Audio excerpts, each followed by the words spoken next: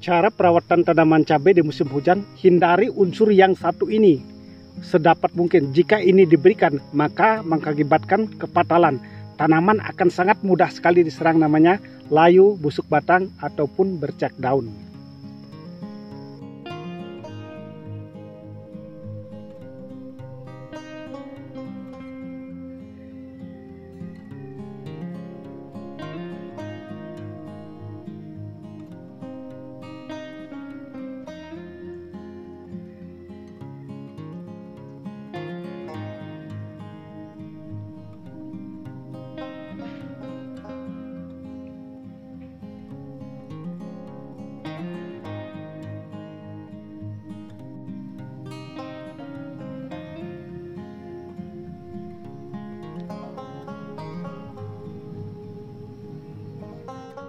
Halo kawan-kawan, kembali lagi dengan Ardana PT. Nah, pada hari ini kita kembali berada di kebun tanaman cabai. Nah, sebagaimana kawan-kawan bisa lihat di samping saya ini, tanamannya sangat subur sekali.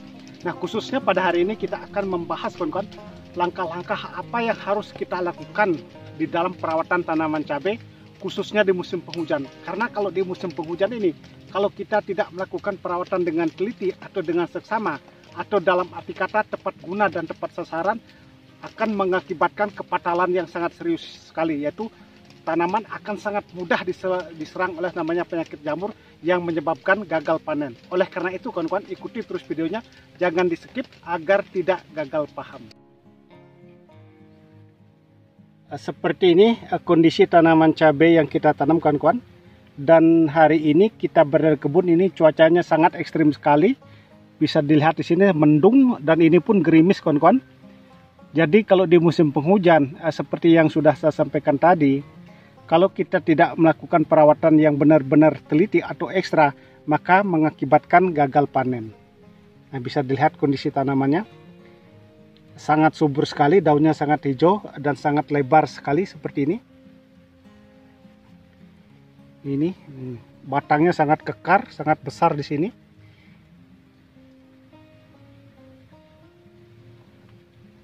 Ini merupakan tanaman cabai rawit. Jadi varietasnya adalah Angkasa 89. Jadi kita menanam dalam satu bedengan ini, bisa dilihat kita menanam satu jalur. Jadi jarak tanamnya kita buat di sini 50 kawan-kawan. Ke sana juga 50. Sedangkan lebar bedengan kita buat kurang lebih 90 cm, hampir 1 meter. Dan tinggi bedengan ini tidak terlalu tinggi, kurang lebih hampir 25-30, karena ini merupakan lahan miring kawan-kawan. Nah, bisa dilihat dari ujung sini sampai sana itu miringannya sangat miring sekali. Jadi walaupun gimana pun kerasnya hujan, tidak akan pernah air tergenang di selokan.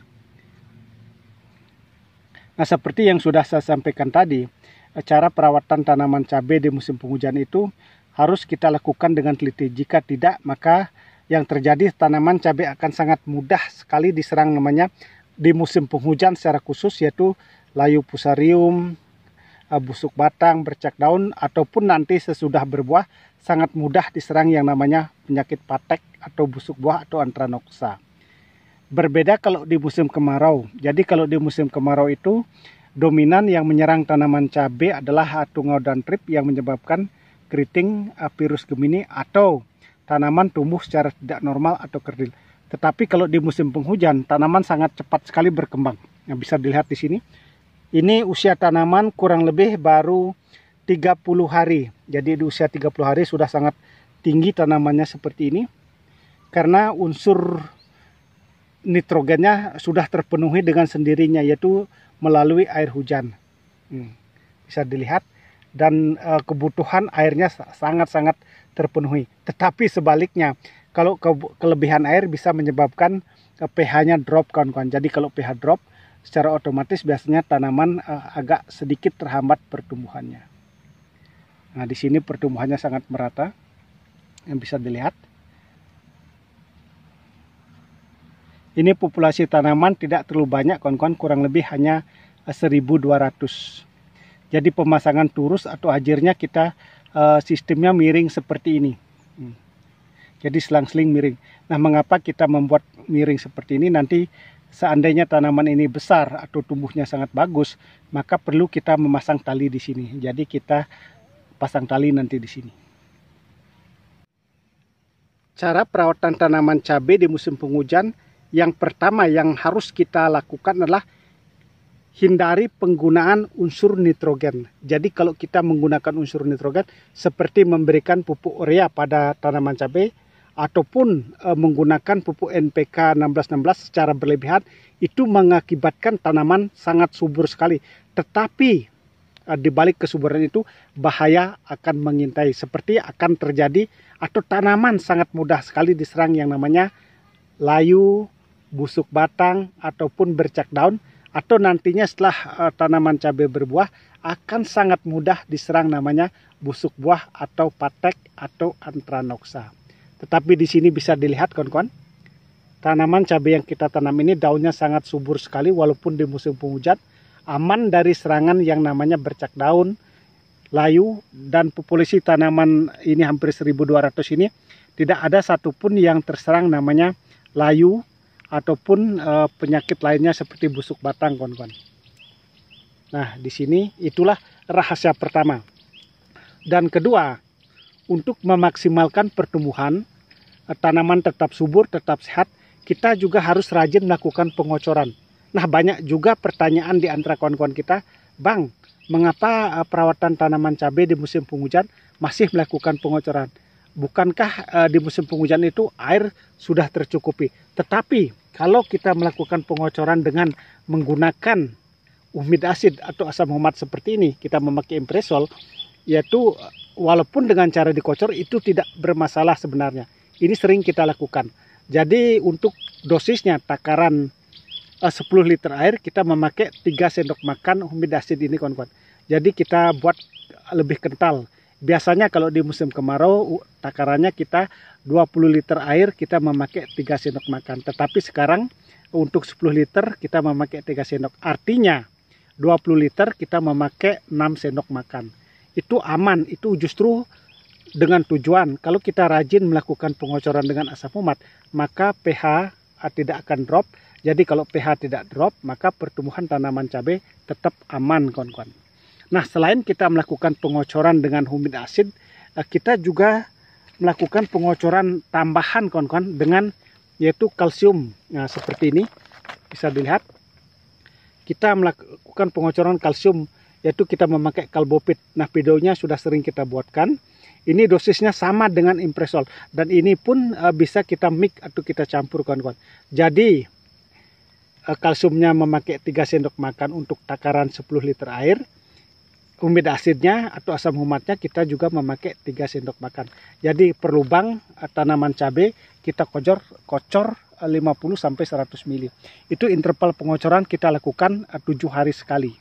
Makanya pertanyaan yang mengatakan akan semakin lembab atau semakin basah kondisi lahan, sebenarnya itu tidak bermasalah kalau kita melakukan pengocoran dengan kalsium dan asam humat.